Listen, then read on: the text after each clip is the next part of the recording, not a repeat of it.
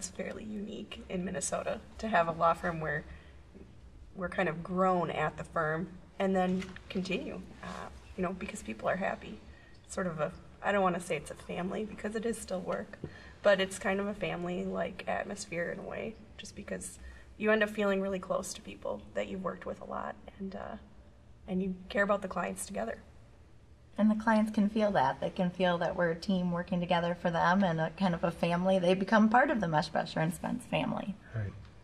And I think what Rachel said in terms of our meetings and talking about cases at meetings, putting numbers together in terms of what people think a case is worth is really helpful when you go back to the client and you say, I presented your case, this is what the attorneys thought. It gives you some validity in terms of your relationship with your client, to have that collective thought and wisdom of the firm.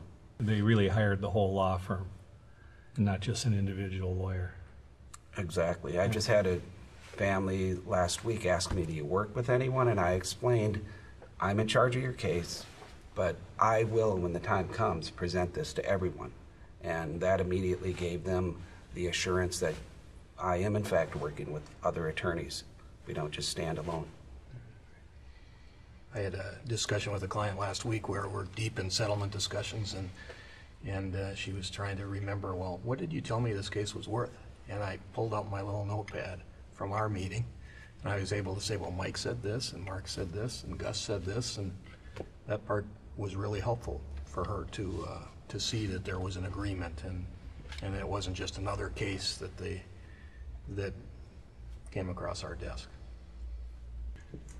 Sometimes people will call us, and it's really not a case that we can help them with, but it's really important for us, and what we try to do at Meshbesher and Spence is listen to them, so that, if something down the road happens to them or a loved one where they do need our services and what we do, hopefully they'll call us because we've treated them respectfully and rightfully on the front end, even though it wasn't something that really we could help them with at the time.